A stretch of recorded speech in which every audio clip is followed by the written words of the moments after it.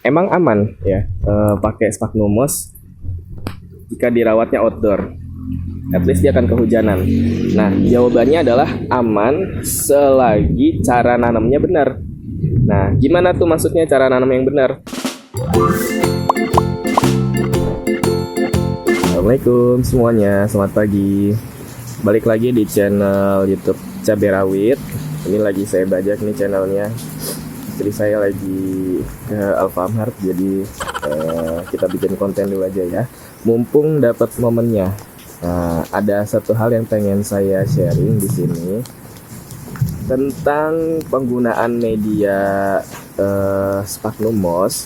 Apakah bisa atau cocok digunakan untuk anggrek yang perawatannya itu outdoor atau di luar ruangan kayak gini. Nah, hanya ada naungan paranet aja. At least dia akan kehujanan atau kena tetesan hujan, walaupun nggak besar ya tetesannya, rintik-rintik kecil kayak embun. Yang pertama, ini di pondok anggrek kita punya, ini udah siap jual sih, emang udah kita jual. Dendrobium keriting, ini melintir, keriting melintir, SP putih namanya. Nah, rimbun banget ya. Ini medianya pakai sphagnum moss tuh. Kalau teman-teman lihat pakai sphagnum moss. Nah, dan kita rawat dia outdoor, hanya di bawah naungan paranet, bukan plastik UV ya, atau pakai apa namanya fiber gitu atau atap lainnya. Dia kalau hujan ya kena air hujan. Ini bisa kita lihat basah semua. Kemudian ada lagi, nah ini nih yang lebih ekstrim lagi. Ini seedling Cattleya, apa ya namanya ya? Cattleya.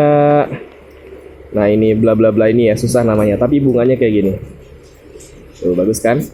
Nah, ini baru keluar dari botol kurang lebih 1 minggu, tapi kita berani untuk taruh dia di outdoor seperti ini dan pakai media sphagnum moss.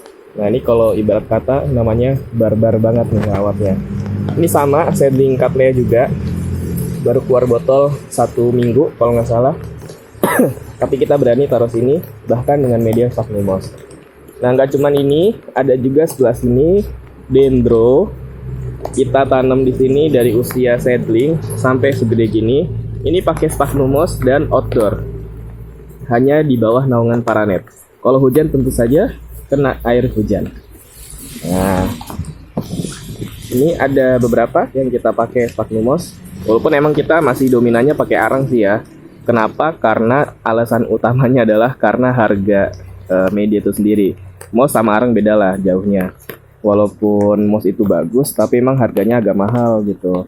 Biasanya kita paling banyak pakai moss itu untuk seedling, anggrek bulan, itu sih paling gitu. Tapi kita juga pakai juga untuk yang remaja moss gitu, untuk variasi dan eksperimen juga. Nah, satu lagi yang pengen saya perlihatkan di sini. Nah, ini kita punya Cattleya. Ada 1, 2, 3, 4 yang emang sengaja saya tanam pakai media sphagnum moss, full moss, nggak dicampur sabut, moss aja gitu. Dan dia tentu saja kehujanan seperti teman-teman yang lain. Nah, tuh ya kan. Tuh. Nah, sekarang pertanyaannya, emang aman ya pakai sphagnum moss jika dirawatnya outdoor? At least dia akan kehujanan. Nah, jawabannya adalah aman selagi cara nanamnya benar. Nah, gimana tuh maksudnya cara nanam yang benar?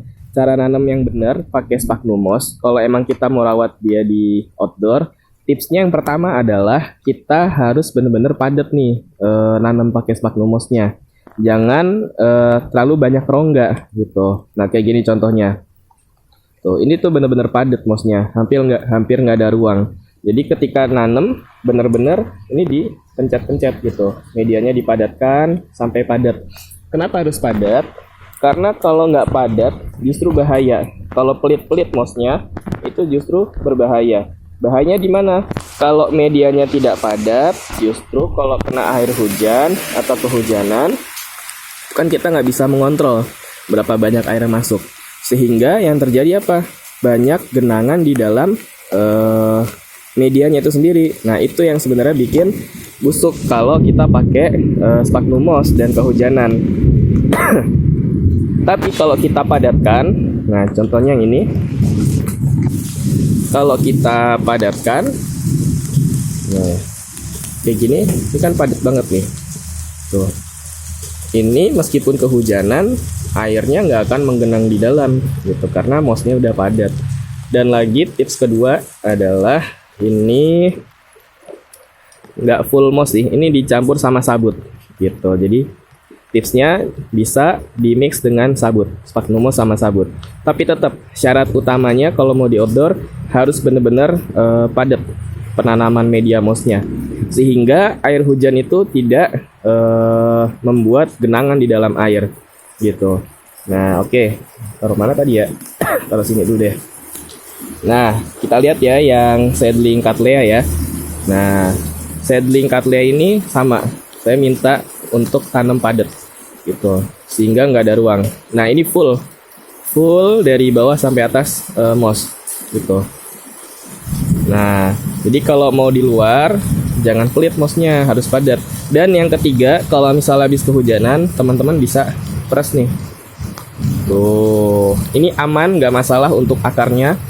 Ini aman. Kita pakai metode ini udah lama, gitu. Nah, tips ketiga ya. Nah, kita lihat nih. Kalau mau pakai sphagnum moss, selain dipadatkan, bisa juga di bawahnya kita kasih styrofoam seperti ini, atau boleh areng ya, supaya apa? Supaya airnya cepat turun ke bawah, gitu. Artinya menjaga supaya media mossnya tidak terlalu lembab.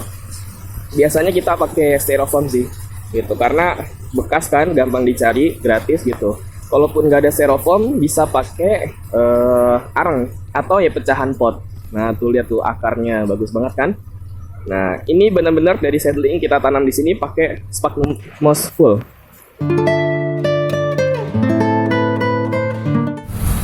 Nah, caranya untuk repotting, kita siapin seedlingnya. Ini bukan seedling sih, ini udah remaja ya. Ini rimbun banget, ini melintir putih. Terus softpotnya juga kita siapin. Ini pakai softpot yang 2,5 inch dan moss, karena kita sekarang tipsnya lagi nanam pakai moss yang anti busuk meski kena hujan. Oke, fokus nggak sih? Oke, nah kita cabut aja. Nah, bagi yang mau beli boleh.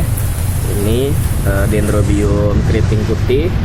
Akarnya udah oke banget, udah siap di repotting. Ke pot besar boleh, ke softpot yang besar.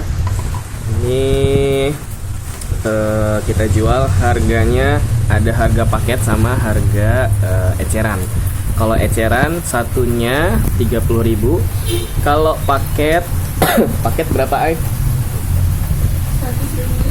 Paket 100.000 dapat 5 dendrobium keriting putih. Nah, nanti fotonya saya kirim kayak gini fotonya. Nah, pokoknya chat aja admin. Oke, gimana cara nanamnya? Ini tanpa dikasih styrofoam di bawahnya ya, karena kita lagi kosong juga. Jadi langsung aja, ini kita bungkus, kita selimutin pakai moss. Nah, syaratnya tadi apa? Harus bener-bener padat. Oke, udah kayak gini, langsung dimasukin. Nah, agak susah kan? Nggak apa-apa, dorong aja gitu. Nah, sampai bener-bener padat. Nah, ini kita pencet-pencet nih ke dalam. Jangan sampai ada rongga di sebelah sini kayak gini nih. Nah, ini kan masih ada rongga nih, tuh. Ini nggak boleh nih, karena bisa bikin genangan air di dalam pot. Tuh, kita padetin terus. Meskipun jadinya nggak full ya, maksudnya nggak full sampai atas pot, paling cuma segini. Ini nggak masalah nih, moss cuma segini nggak ada masalah gitu, nggak harus sampai full gini nggak apa-apa gitu. Nah, yang penting padat Kalau ada pertanyaan, Mas atau Mbak Tina, kalau padat emang akarnya bisa tumbuh? Bisa tumbuh tetap. Ini kan mos bukan yang apa ya, bukan yang padat artinya nggak bisa dirobos gitu, bukan kayak tembok, bisa. Nah udah, nih kayak gini nih, bisa di zoom in. Nah kayak gini ya, harus padat. Nah meskipun jadinya nggak full, itu nggak apa-apa, it's okay gitu, dia akan tetap bisa tumbuh dengan baik. Mau di fullin pun boleh gitu kan, tinggal ditambahin lagi sphagnum mossnya gitu. Nah tips kedua ya, tadi harus padat. Yang kedua adalah moss di mix dengan sabut kelapa. Nah ini saya udah siapin sabutnya, Coco Fiber ya kalau nyari di online gitu, ataupun beli di Pondok Anggrek. Kalau nyari sabut yang udah halus kayak gini namanya bilangnya Coco Fiber gitu. Karena ada juga sabut yang nggak halus kayak gini, yang kotak-kotak gitu, atau yang masih agak keras, agak kasar tuh. Nah boleh di zoom in ya.